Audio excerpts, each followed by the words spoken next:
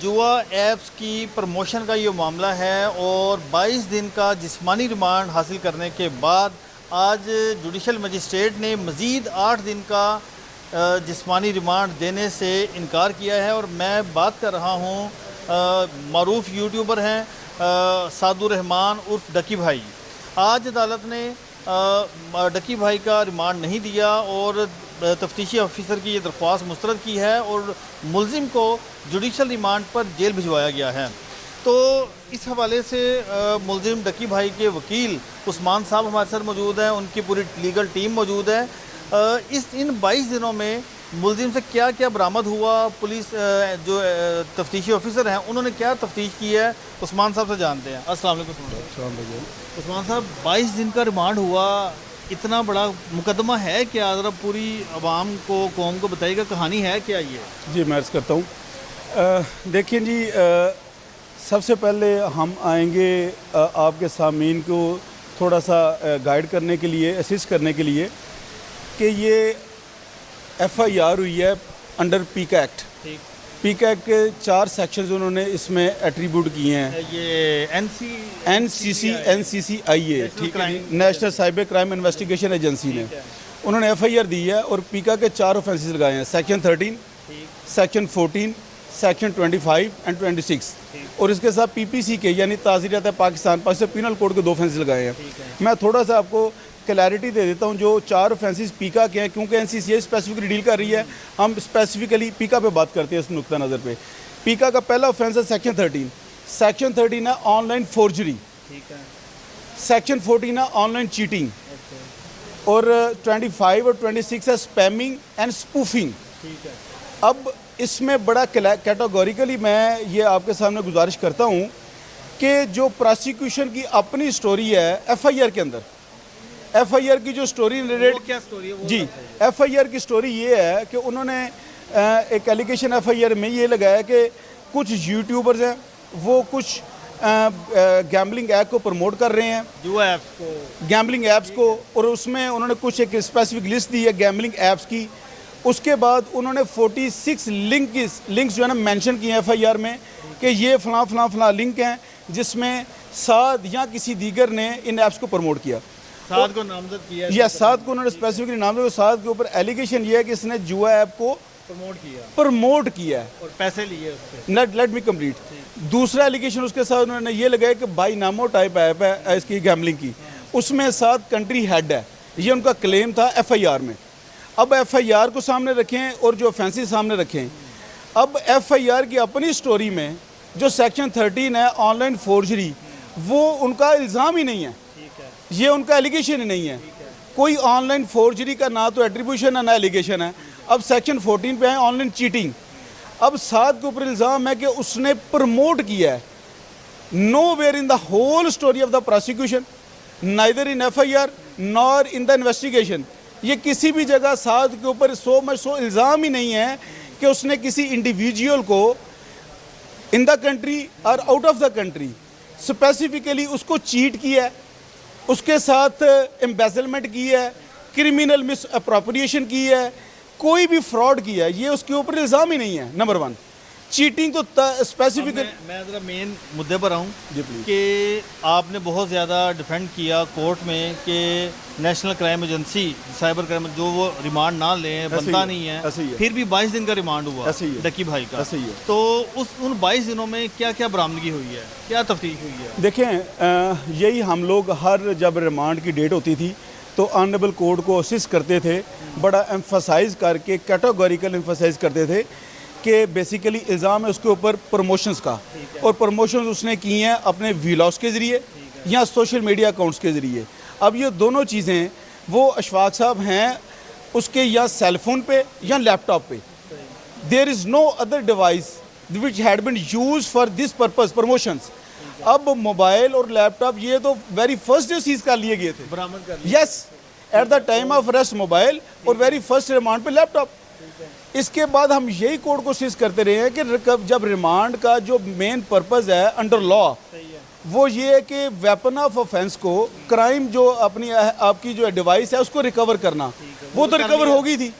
उसके बाद इन्होंने NCCI वाले रिपीटेडली फिर ये मनी ट्रेल्स और उसके सोर्स ऑफ इनकम और इस तरह की चीज़ें वो एप्लीकेशंस लेके आते रहे। जो लैपटॉप उन्होंने लिया जिसके कब्जे से डक्की भाई के, तो उस लैपटॉप से क्या उन्होंने कहा, क्या निकाला, क्या देखें बरामद हुआ? वो तो देखें वो लीगली बाउंड हैं कि जब भी कोई ऐसी डिवाइस NCCI ये रिकवर करती है उसका फ़ौरन वो उसका सबसे पहले एनालिसिस करते हैं, एनालिसिस के बाद फोरेंसिक करते हैं। ये प्रोसीजर है उनका।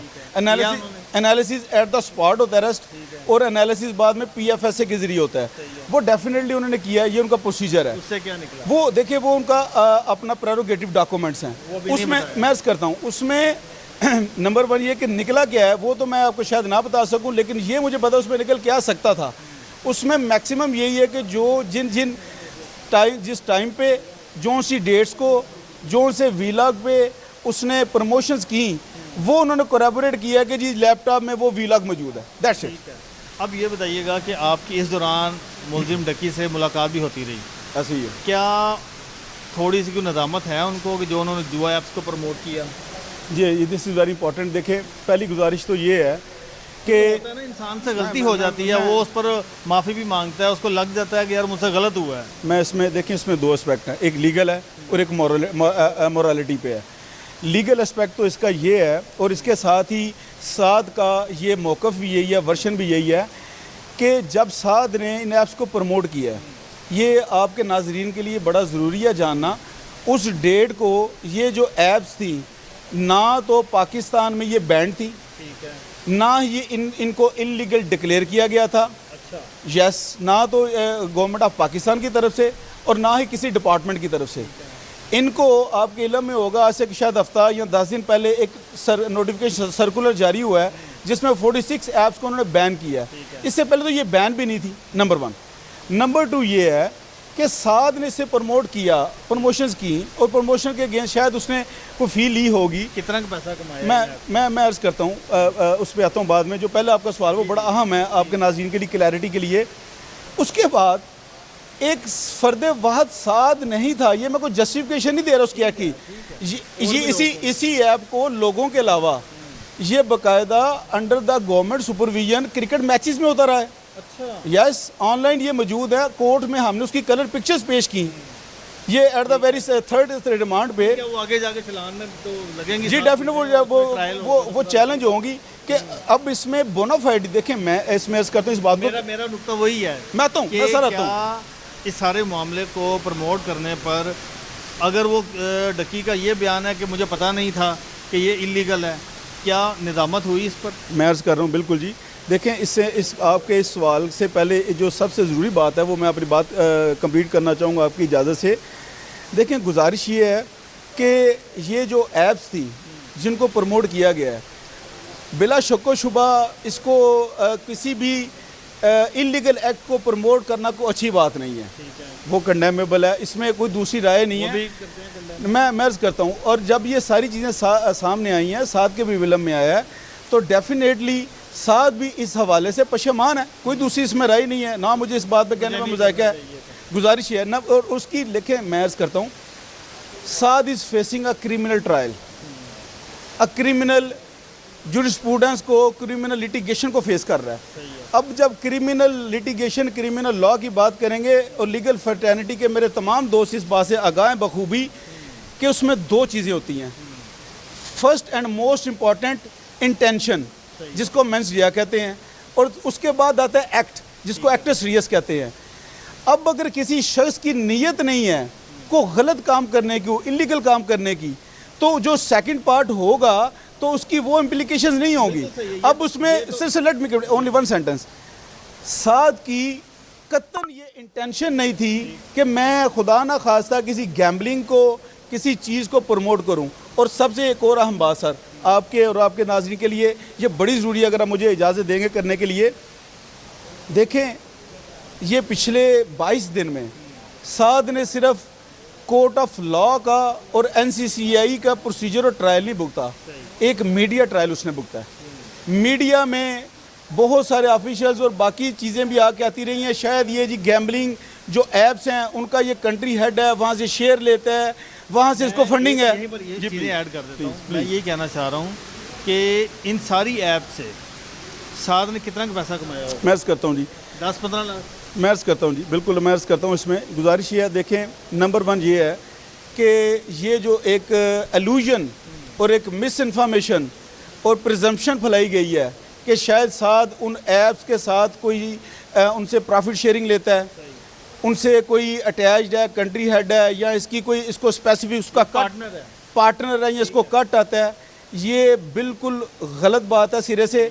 और इसको मैं अपनी बात को जस्टिफाई इसे करूँगा कि 22 दिन की इन्वेस्टिगेशन में कोई ऐसी चीज़ सामने नहीं आई कि साद ने किसी भी ऐप के साथ पार्टनरशिप की हो, शेयर लिया हो, किसी की मैनेजमेंट का हिस्सा हो, कंट्री हेड हो, सादा बात कर लेते हैं किसी ना भी कि इंतजामी इन मामला तमाम में नहीं है। आपके मुताबिक साद और डकी इन जुआ ऐप्स के इंतजामी मामला में नहीं था, राइट? नहीं, नॉट ओनली एडमिनिस्ट्रेशन और मैनेजमेंट, उसका कोई शेयर नहीं था, कोई इनके साथ रिलेशन नहीं था। फिर कि पैसा कैसे आता रहा? मैं अर्ज़ करता हूँ जी, गुजारिश ये है। दूसरी बात रही ये जो आपने पैसे की बार बार सवाल पूछ रहे हैं, आपके सवाल को मैं इजाफा करूंगा खुद ही। क्योंकि मैं देख रहा हूँ काफ़ी दिनों से जी, बताया exactly. जा रहा है जी करोड़ों रुपया उसने कमा लिया, उसके अकाउंट में आ गए और फॉरेन अकाउंट है। तो ये मैं पूछना चाह रहा हूँ, ये क्या कहानी है? ये देखें, ये बिल्कुल ये मीडिया पे सुनने में हम ही ये देख रहे हैं, सुन रहे हैं कि शायद करोड़ों रुपया ये होगा, एटसेट्रा एटसेट्रा। देखें, साद पिछले तकरीबन 10 साल से यूट्यूब पे अपना काम कर रहा है, मिलियंस में उसके फॉलोअर्स हैं। यूट्यूब उसकी शनाख्त है, उसका प्रोफेशन है, उसकी उसमें एक सर्टन इनकम है और वो सर्टन इनकम तमाम उसकी डिक्लेयर्ड है FBR में, ईच एंड एवरीथिंग। उसके एसेट्स मूवेबल ना इमूवेबल तमाम प्रॉपर्टी उसकी डिक्लेयर्ड है। अब ये जो मिथ है कि शायद ये सारी उसकी जो लाइफस्टाइल है ये ऐप्स के साथ कनेक्टेड है, ये बिल्कुल गलत बात ऐसे है कि अगर आप देखेंगे उस साथ की वो वीडियोस चेक कर लें, वो तो चंद माह पहले पुरानी है और साथ तो 10 साल से कम कर रहा है। इसलिए मैं क्लैरिटी के लिए बात कर रहा हूँ कि आखिर आपकी मुलाकात हुई होगी साथ से, आपने पूछा होगा कि यार तुमने कितने किन ऐप से पैसे कमा लिए हैं जो तुम्हारा इतना रिमांड होता जा रहा है और क्या हुआ क्या? तो फिर उसने क्या कहा? अच्छा, 2 बातें आपने पूछी हैं, एक के साथ के इसमें क्या वर्शन है और दूसरा रिमांड की बात। पहली मैं साथ के हवाले से पूछ लेता हूँ। आपने जो बात की है कि शायद पैसे कितने कमा लिए, क्या किया, NCCI ने ड्यूरिंग इन्वेस्टिगेशन जितनी भी उसकी कोई अमाउंट सीज़ की है, कॉन्फिस्केट की है, वो तमाम वो जो अमाउंट है at the time of trial, अब जब ये मैटर कोर्ट में जाएगा उनको ये प्रूव करना पड़ेगा कि ये जो ये सर्टन जो अमाउंट है ये गेन है फ्राम दोज ऐप्स, ठीक है, और वहाँ पे इंशाल्लाह ये चीज़ें डिस्टिंग्विश हो जाएंगी, अलग-अलग हो जाएंगी। नंबर 1। नंबर रिमांड वाली बात, यही हम लोग कोर्ट को बार बार असिस्ट करने की कोशिश करते रहे और इम्फेसाइज करते रहे कि अगर उसकी कोई भी अपने मनी ट्रेल लेनी है, मनी ट्रेल के लिए किसी भी मुलज़म का फिज़िकली आपके पास होना ज़रूरी नहीं है, वो तो एक डिपार्टमेंट टू डिपार्टमेंट ट्रांजैक्शन होती है, वहीं से सारा डाटा कलेक्ट किया जाता है। अब ये बात बताइएगा, आखिरी बात है, इस दौरान आप साथ से मिलते भी रहे हैं, साथ की वालदा मिसेज वो क्या कहती रही हैं, साथ से कोई मुलाकात हुई है, उनका क्या व्यू है? देखें, इसमें तो कोई दूसरी राय नहीं है कि वो शदीद एक करब से और पैनिक से गुजरी है सारी फैमिली, कोई इसमें दूसरी राय नहीं है। उसके जो साथ के वालिद साहब हैं वो भी एक PhD प्रोफेसर हैं यूनिवर्सिटी में, और सारी फैमिली एक इंतहाई शुरफा लोग हैं और मोस्ट इम्पॉर्टेंटली उनकी माशाल्लाह फैमिली बॉन्डिंग बड़ी ज़बरदस्त है आपस में, और उन्होंने पूरा परसू किया इस केस को बड़ी इंटेंसिटी के साथ। और डेफिनेटली एक घर का फ़र्द और अहम फ़र्द वो इस तरह के मामला भुगत रहा होगा तो जैसे हर फैमिली उस एगने से गुजरती है, ट्रॉमा से गुजरती है, वैसे वो भी बेचारे लोग गुजरे हैं। कब तक ज़मानत मिलने का इम्कान है? हाँ, ये देखें, मैंने जैसे शुरू में आपके साथ वो सेक्शंस की बात कर रहा था ना, अब जो पीका ने ऑफेंसेस लगाए हैं ना जी 13, 14, 25 एंड 26, उनकी डेफिनेशंस आप जाके देख लें। मैं आपको असिस्ट भी कर सकता हूँ डिटेल, आपके पास भी टाइम कम होगा, आपके नाजरीन के पास भी शायद। ये केस बेसिकली लीगली स्टैंड नहीं करता, एक ही ऑफेंस शायद उसको सैट्रैक्ट करता है, वो जो PPC का 294B लगाया है उसकी सिर्फ 6 मंथ्स पनिशमेंट है, इम्प्रिजनमेंट है जी। वो है कि अगर किसी को आप प्रमोट करते हैं किसी भी चीज़ को, उसका प्राइज़ लेते हैं, वो 294B है। जो पीका के ऑफेंसेस हैं सर, आपको लगता है कि रिलीफ मिल जाएगा? आई एम वेरी होपफुल, लेकिन उसमें सिर्फ एक ही चीज़ है कि जिस तरह रिमांड वाली चीज़ें, प्रोसीडिंग्स, तमाम काबशों और कानूनी जो हमने जंग लड़ी और वहाँ पे वो चीज़ों को जस्टिफाई किया, आपके कोर्ट रिपोर्टर्स मौजूद थे, तो शायद वो जिस तरह कानून से हट के कुछ चीज़ें चलती रही और रिमांड डिले होता रहा, तो उसमें कोई ऐसी चीज़ ना हुई, तो इंशाल्लाह बड़ी जल्दी साथ इंशाल्लाह बाहर होगा।